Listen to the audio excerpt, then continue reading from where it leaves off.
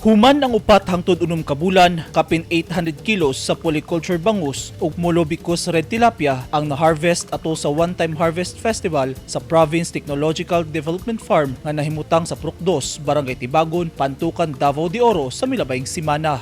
Sumala kang Provincial Agriculturist Dr. Jaime Anter ang farm usa ka research proposal nga nagtinguha sa pagdiskubre sa bagong teknolohiya alang sa fisher folks sa probinsya pinaagi sa pagdemonstrate sa paggamit sa polyculture sa bangus ug sa laing tilapia. Ug dinhi na pamatud-an pwede di ay ang polyculture kung pagpadagko sa isdang bangus ug tilapia sa usa ka fish pond. Nabuhi sab ang tilapia bisan og parat og jutay ang tubig sa farm. Dugang sa Provincial Agriculturist nga inig mahuman na ang proseso sa evaluation, ang datos ang magsulti kung ang proposal sa proyekto mahimo nga usa ka rekomendasyon aron mahimong adapted sa lugar, partikular sa tanang areas nga duol sa mga baybayon.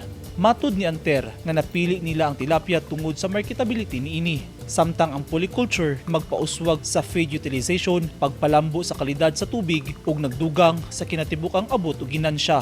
Gidayeg ni Governor Dorothy Montejo Gonzaga ang kalampusan sa proyekto nga miresulta sa 104,000 pesos nga kantidad sa kita niini. Naglaom ang gobernadora nga sa tabang sa nisugutang proyekto mas daghan pang oportunidad sa panginabuhian ang mahatag ngadto sa katawhan dili lang sa Pantukan apan sa entero probinsya sa Davao de Oro. Mitambong sab atol sa aktibidad ang Bureau of Fisheries and Aquatic Resources 11 nga si Regional Director Raul Miliana, Municipal Agriculturist, lokal ug barangay officials.